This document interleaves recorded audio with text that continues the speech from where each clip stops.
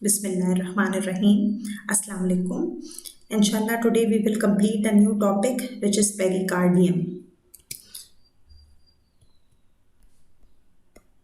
What is pericardium? The pericardium is a fibroserous sac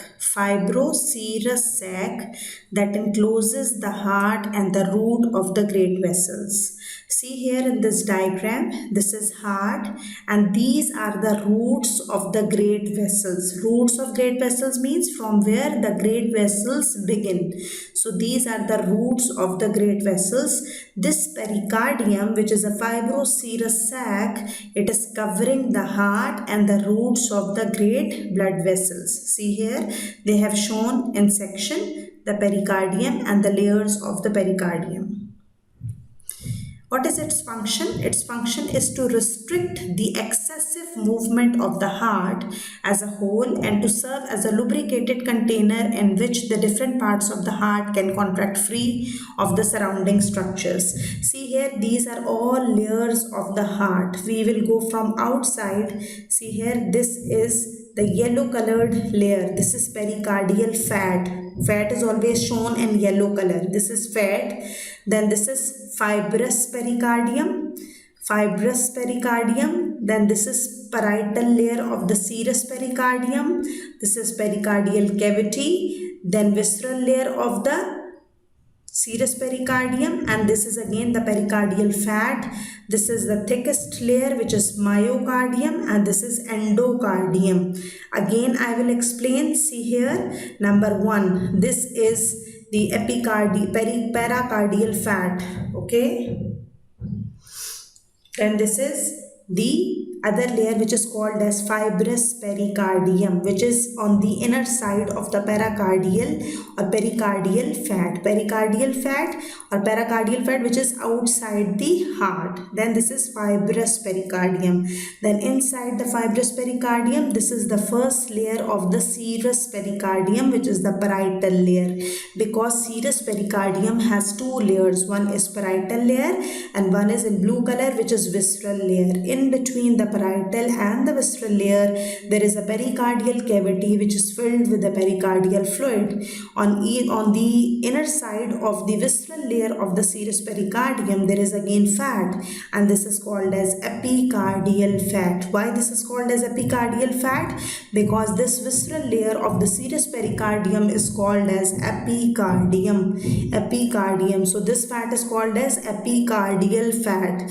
On the inner side of the epicardial fat, this thickest layer is myocardium, and the inner layer of the heart is endocardium. Cardia word is for heart, so endocardium. Again I will explain. The outer layer is pericardial fat, then fibrous pericardium, then parietal layer of the serous pericardium, then pericardial cavity which is filled with the pericardial fluid, then visceral layer of the serous pericardium, which is also called as epicardium. Then there is epicardial fat. Then this is the thickest layer, which is myocardium, which is the muscle of the heart. And then the inner layer, which is called as endocardium. The pericardium lies within the middle mediastinum. I hope that you remember the middle mediastinum. Okay, we have anterior and posterior and middle mediastinum in the inferior mediastinum. So it lies in the middle mediastinum and it is posterior to the body of the sternum. That is, the sternum lies anterior to the pericardium and the heart, and the second to sixth costal cartilage. What is the level or what is the location? The pericardium lies from 2nd to 6th costal cartilage, and it is anterior to 5th to 8th thoracic vertebra. These levels are very important. They will come in your MCQ.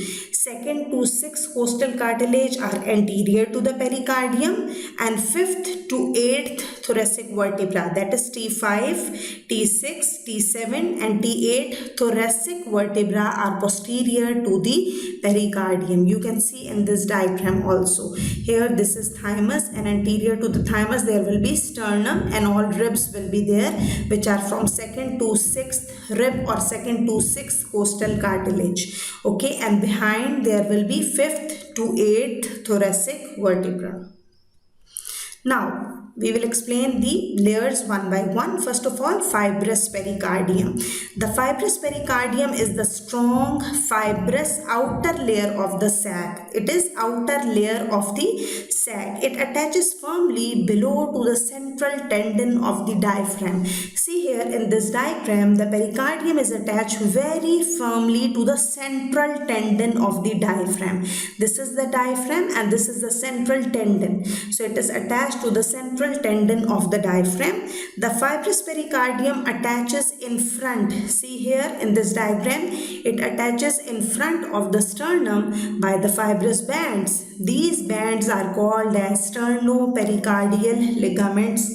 They are called as sternopericardial ligaments. Why they are called as sternopericardial? Because they are attached to the sternum and pericardium. So they are named as sternopericardial ligaments. Some ligaments are present posteriorly also. They are called as posterior pericardial ligaments because they are attached to the posterior part of the pericardium. So anteriorly there are sternopericardial ligaments and posteriorly there are posterior pericardial ligaments.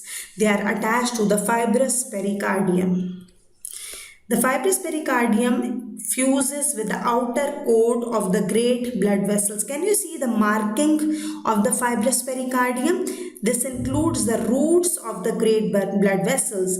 The roots will include aorta, the pulmonary trunk root, the superior and inferior vena cava root, and the pulmonary veins. In this diagram, they have shown superior vena cava root, inferior vena cava root, and 4 roots of the pulmonary veins. So the fibrous pericardium is enclosing the roots of the inferior vena cava, the roots of the pulmonary veins here, the roots of superior vena cava, and the roots of the arteries also, which will be aorta and the pulmonary trunk. In this diagram, see here, they have shown again all layers of the pericardium. See here, this is heart. Okay, the outer layer of the heart is called as fibrous pericardium. So this is fibrous pericardium. On the inside of the fibrous pericardium, this is parietal layer of the serous pericardium. The first layer, parietal layer of the serous pericardium. Then there will be pericardial cavity. See here, this is pericardial cavity which will be filled by a small amount of fluid which is called as pericardial fluid. And then there will be visceral layer of the serous pericardium which is also called as epicardium. Okay, epicardium. The parietal layer of the serous pericardium is continuous with the visceral layer of the serous pericardium at the root of the great blood vessels. So they are continuous with one another. See here in this diagram also they have shown superior vena cava, root of superior vena cava. This is the root of the inferior vena cava. These are the roots of the 4 pulmonary veins. This is the root of aorta. This will be root of the pulmonary trunk. Okay, so all of these roots of the great blood vessels, they are included or they are enclosed by the fibrous pericardium. Okay, so they are enclosed by the fibrous pericardium.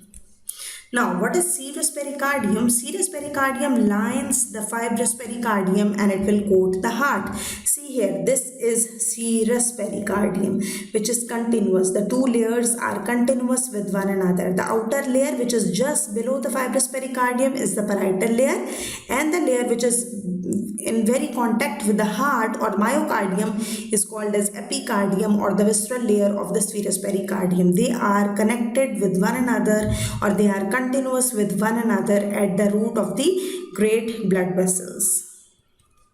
The visceral layer is closely applied to the superficial surface of the heart and it is called as epicardium. So this is called as epicardium. I have told you before also that in between the 2 layers of the pericardium, which are parietal pericardium and visceral pericardium, which are the layers of the serous pericardium, they have a pericardial cavity in between.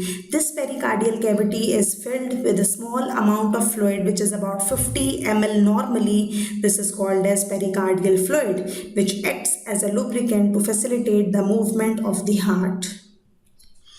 Now, the arterial supply of the pericardium. There are many branches of the internal thoracic artery. First artery is pericardiophrenic artery. See here, this is pericardiophrenic artery, which is the branch of internal thoracic artery. It lies very close to the phrenic nerve. See here, on both sides, it is very close to the phrenic nerve. This is phrenic nerve, which is shown in yellow color, and this is pericardiophrenic artery, which is the branch of internal thoracic artery. Okay, then some other branches. See here, these are the some of the branches of the musculophrenic artery.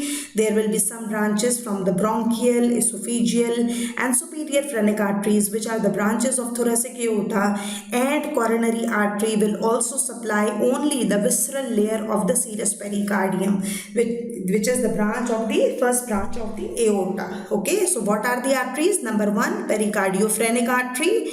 Number 2, musculophrenic. Number 3, bronchial, esophageal, superior phrenic arteries and coronary arteries. These are the arteries of the pericardium. Now, veins of the pericardium. Pericardiophrenic vein, which lie just close to the pericardiophrenic artery. These pericardiophrenic vein, these are the tributaries of brachiocephalic vein or internal thoracic vein. Similarly, there are some other tributaries of the azygous venous system which also drain the pericardium. Now the nerve supply. The phrenic nerve carry, see here, this is phrenic nerve which is shown in yellow color. It carry the sensory fibers from the fibrous pericardium and parietal layer of the serous pericardium. But the visceral layer of the serous pericardium will be supplied by the visceral afferent fibers which travel with the branches of the sympathetic trunk and the vagus nerve. Remember this thing. This is very, very important. What is the nerve supply of the pericardium? Phrenic nerve and vagus nerve. Phrenic nerve will supply the fibrous pericardium and outer layer of the serous pericardium, and vagus nerve will supply the visceral layer of the serous pericardium. This is very, very important and this will come in your exam. Now some of the clinical applications. Number 1, pericarditis. What is pericarditis? It is the inflammation of the pericardium. Itis is the inflammation. So pericarditis is the inflammation of the pericardium. In this condition, what happens? Excessive pericardial fluid may accumulate in the pericardial cavity. What is pericardial cavity? It is a small space which is in between the two layers of the serous pericardium, which has a small amount of fluid normally, which is about 50 ml, okay, pericardial fluid. But if that 50 ml increases in amount, excessive pericardial fluid, it will compress the thin wall atria and interfere with the filling of the heart during diastole. Such compression of heart is called as cardiac tamponade. See here the heart is compressed, and this compression of heart is called as cardiac tamponade. Cardiac tamponade can also occur secondary to the stab wound or the gunshot wounds when the chamber of the heart have been penetrated. Blood escape into the pericardial cavity and can restrict the filling of the heart. That is, sometimes the fluid is present in the pericardial cavity, excessive fluid, but sometimes here the blood is present, which is called as hemopericardium. If blood is present in the pericardial cavity, then it is called as hemopericardium, and it will also restrict the filling of the heart.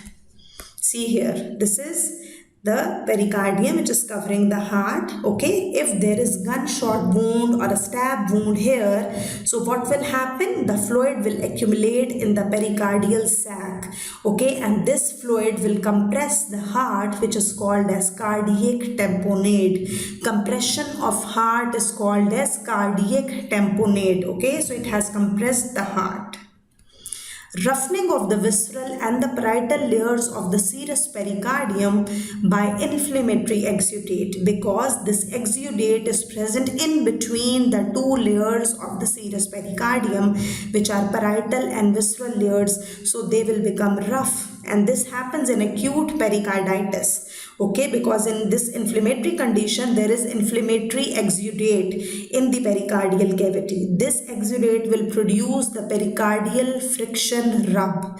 This friction rub can be felt on palpation and can be heard on auscultation. Okay, so we can feel on palpation that there is a friction rub in between the two layers of the serous pericardium because they are inflamed, and there is inflammatory exudate which is present in between the two layers of the serous pericardium. And when we will hear it with the stethoscope during auscultation, we can hear a pericardial friction rub.